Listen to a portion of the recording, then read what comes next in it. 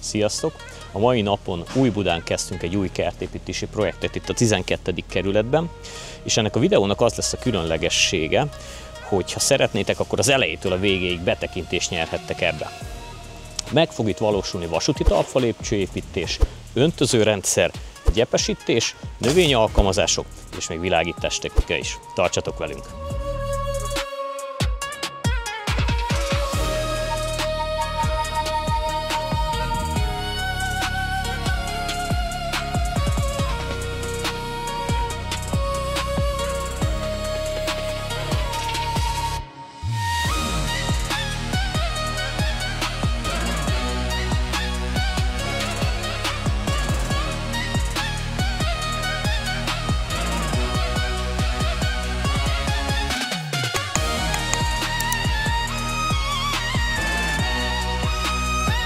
A terület tisztításán fel az első lépések egyike, a meglévő elavult öntözőrendszernek az eltávolítása.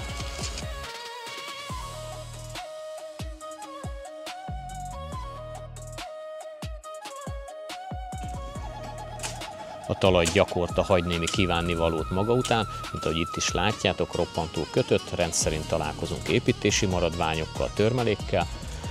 Itt most jelen esetben pórózussá kell tennünk ezt, illetve tápanyagban gazdaggá.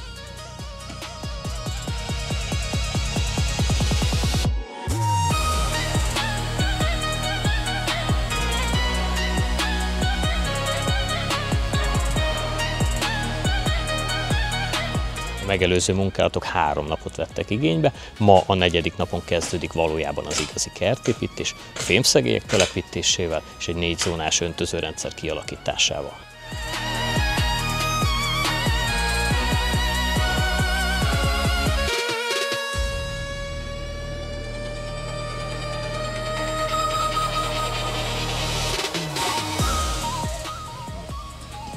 A kert kisméretű és tagolt, itt látszik a fémszegélynek a jótékony tulajdonsága, hogy helyszínen nagyon szép harmonikus és lágy íveket tudunk vele képezni.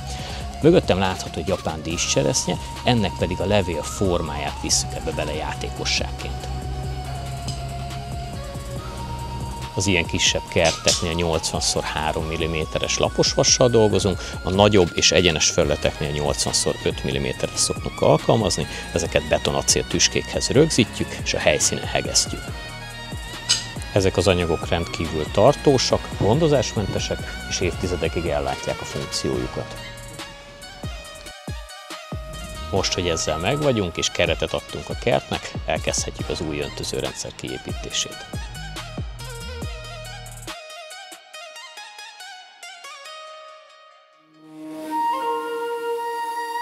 A kivitelezéseink során szinte kivétel nélkül víztakarékos rendszerek kiépítésére törekszünk, legyen az hálózati vagy kút megtáplálású.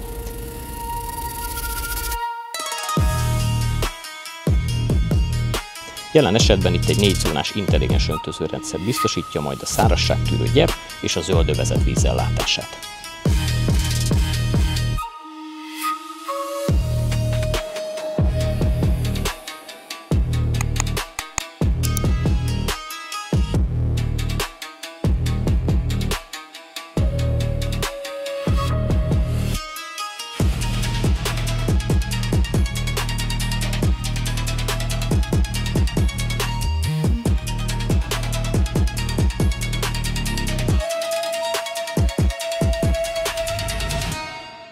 A nyomvonal szorosan a szegély mellett húzódik, és annak érdekében, hogy tökéletes szórásképet érjünk el, ezt megelőzően alapos tervezési munka alá vesszük a területet.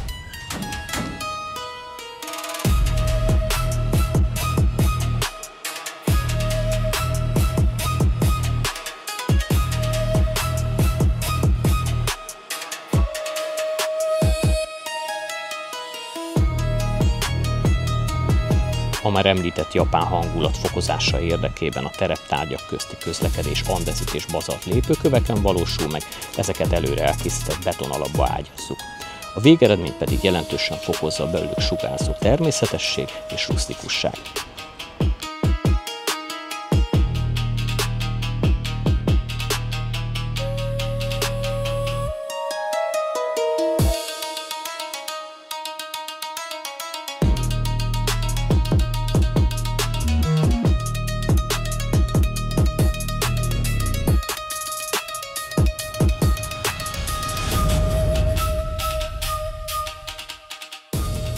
telepítésként kerámia kaspókat alkalmaztunk ebben a különleges színezésben.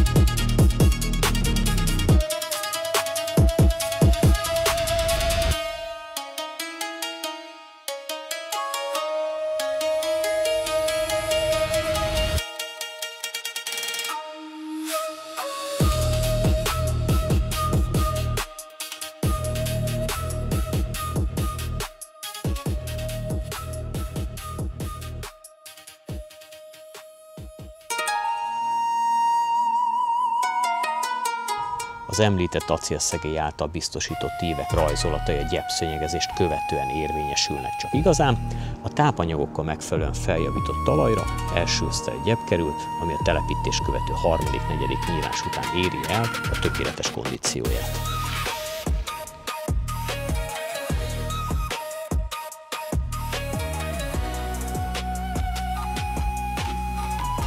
A talaj nedvesség tartalmának megtartása érdekében vörös fenyőaprítékot alkalmaztunk 10 cm vastagságban.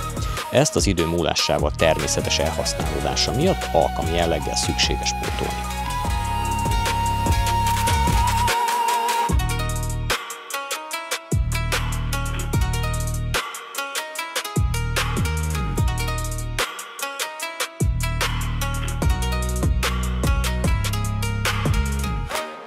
És pár szóban a hangulatvilágításról. Prémium minőségű high-tech rendszereket használunk, mint életvédelmi és gazdasági megfontolásból. Ezek 12 voltos kifejezetten alacsony fogyasztású és kizárólag melegfényű spotlámpák szerepében valósulnak meg. A súlyponti elemek kiemelése kapcsán hol erősebb, hol pedig gyengébb fényerővel dolgozunk.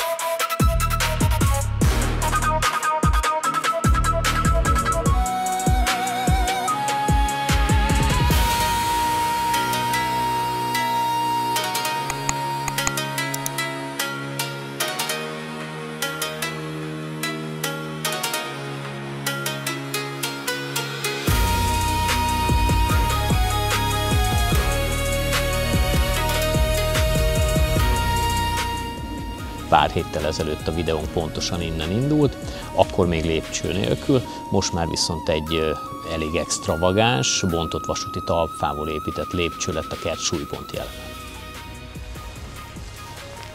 Ha eddig velünk tartottatok, engedjetek meg egy kis reklámot is így a végére. Bármilyen tájépítészeti kivitelezéssel kapcsolatban kereshettek bennünket, medence, pergóla, szauna, zöld felületeknek a kialakítása, öntözőrendszer, kerítések, lépcsők, támfalak. Ne felejtjétek el, iratkozzatok fel a YouTube csatornánkra, kövessetek, lájkoljatok, kert a lelke az otthonnak. Sziasztok!